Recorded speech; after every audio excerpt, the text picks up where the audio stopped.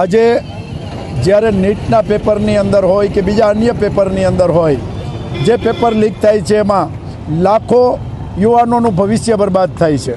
અમારી માગણી છે કે ધર્મેન્દ્ર પ્રધાન જે કેન્દ્રની અંદર શિક્ષણ મંત્રી છે એ રાજીનામું આપે, આ પેપર લીક બંધ કરે અને યુવાનો સાથે થતા અન્યાય અને આ ભ્રષ્ટાચારને બંધ કરે. મોંઘવારીની વાત છે, આ ભારતીય જનતા પાર્ટીએ પેટ્રોલ અને ડીઝલની અંદર જ્યારે સસ્તા ભાવ હતા ત્યારે કરોડોની, અબજોની, ખરબો રૂપિયા બચાવ્યા છે. આજે સહેજ પણ તકલીફ પડી તો જનતા ઉપર એક ધારો મોંઘવારીનો માર. વર્ષની અંદર 12 સિલિન્ડર આપતા હતા, 9 આપતા હતા, ગઈકાલથી 4 સિલિન્ડર કરી નાખ્યા.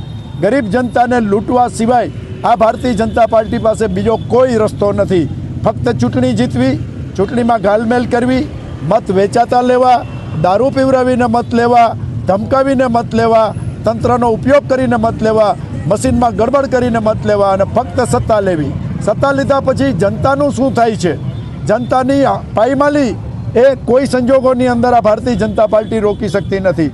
આવી બેસુમાર મોંઘવારી, આવા પેપર લીક કૌભાંડો, એની સામે કોંગ્રેસ પાર્ટીએ દેશભરની અંદર આંદોલનો કર્યા છે, ઉપવાસો કર્યા છે, ધરણા કર્યા છે અને ધર્મેન્દ્ર પ્રધાનનું રાજીનામું માગે છે કોંગ્રેસ પાર્ટી અને મોંઘવારીની અંદર જનતાને રાહત આપે એટલી જ અમારી માગણી છે.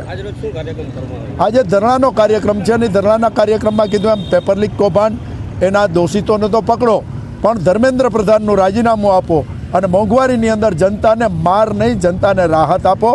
રોજ ઉઠીને દર 2-3 દિવસે પેટ્રોલના ભાવ વધે, ગેસના ભાવ વધે, ગેસના સિલિન્ડરો ઓછા થાય. આ કોઈ સંજોગોની અંદર ગરીબ જનતા સહન કરી શકે એમ નથી.